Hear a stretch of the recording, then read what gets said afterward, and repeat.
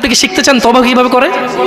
খুব সহজ, কোনো হুজুর লাগবে না, কোনো কোরআন খতম লাগবে না, কোনো কাউকে দাওয়াত দেওয়া লাগবে না। দিন হতে হবে জরুরি নয়, রাত হতে হবে জরুরি নয়, নামাজের সময় হতে হবে জরুরি নয়, জরুরি নয় ওযু থাকতে হবে। তওবা এখন এখানে করা যায়। মানে রিটার্ন। মানে কি? রিটার্ন মানে ফিরে আসা। ধরেন একটা লোক জিনা করে, সে বলে যে না আস্তাগফিরুল্লাহ, আল্লাহ আমাকে ক্ষমা করুন, আমি আর জিনা করব না। এই লোক তওবা করেছে। লোক কি করেছে? এরপরে সে যে তওবা করেছে এটা প্রমাণ হবে কিভাবে? সে যদি আর কোনোদিন আল্লাহকে ভয় করে জিনা না করে।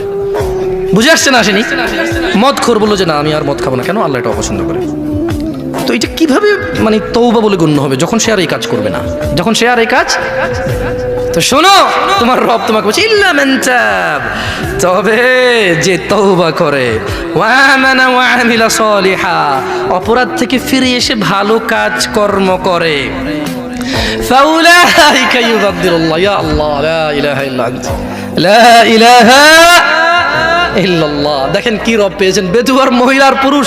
কোরআনটা পড়ো, দেখো কি পেয়েছো, কার থেকে দূরে। মা গররাকা বিরাব্বিকাল কারীম ইয়া নাস, কিসে তোমার এত দয়ালু রব থেকে তোমাকে